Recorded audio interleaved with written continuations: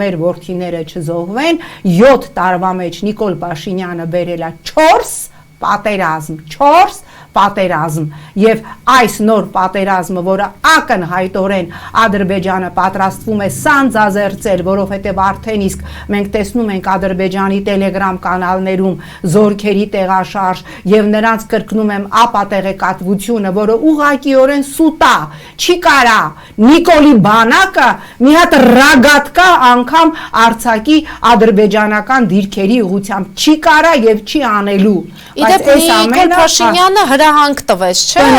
այո, որ հրադադարի որևէ ռեժիմ չխախտել։ Ինչի համար է Ադրբեջանը սա անում։ Ադրբեջանը սա անում է նոր էսկալացիա, նոր պատերազմ հրահրելու համար, որտեղ Ադրբեջանը չի պատրաստվում, բավարարվել են 17 համաձայնեցված կետերով, որը այլևս ստորագրված է եւ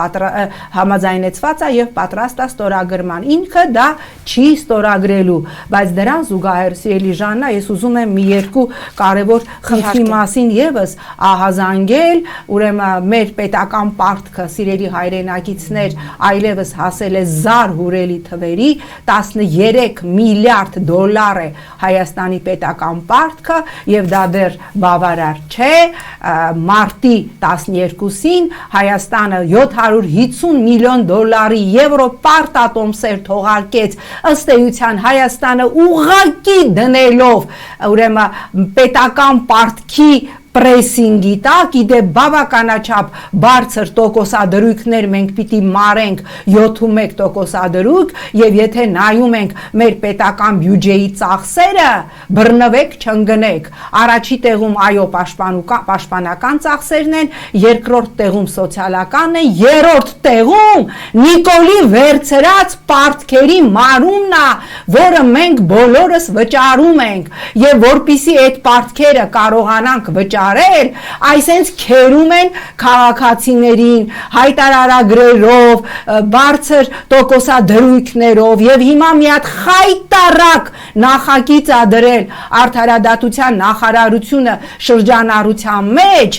ժողովուրդ ուշադիր եղեք, ամեն ինչ պիտի անել, որ այդ նախագիծը չընդունվի։ Գիտեք դա ինչ է նշանակում, որ եթե օրինակ ՊԵԿ-ը որևէ տնտեսվարողի տուգանում է, ուրեմն ասենք տուգանել է 30 միլիոն, եթե նախկինում այդ տնտեսվարողը դիմում էր դատարան եւ եթե դատը պարտվում էր, այդ ժամանակ էր վճարում։ Հիմա ՊԵԿ-ը այս նախաձեռնությամբ որոշված է, որ որոշեց քեզ 50 միլիոն տուգանեմ, Պարեկը բռնեց քեզ 20,000 դրամ տուգանես, դու պիտի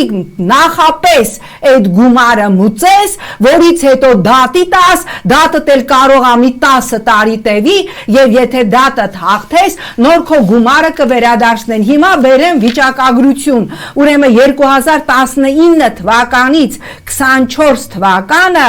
ՊԵԿ-ը ուրեմն պարտվել է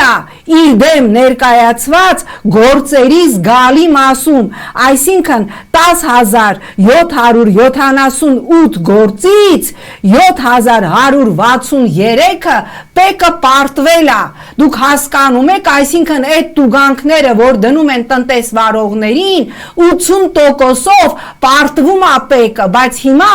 Արդարադատության նախարարությունը բերում է նախագիծ, կապ չունի պարտվես, չպարտվես հետագայում նախապես պիտի մուծես, որովհետև բյուջեում փող չկա եւ մի նախագիծել, որ եթե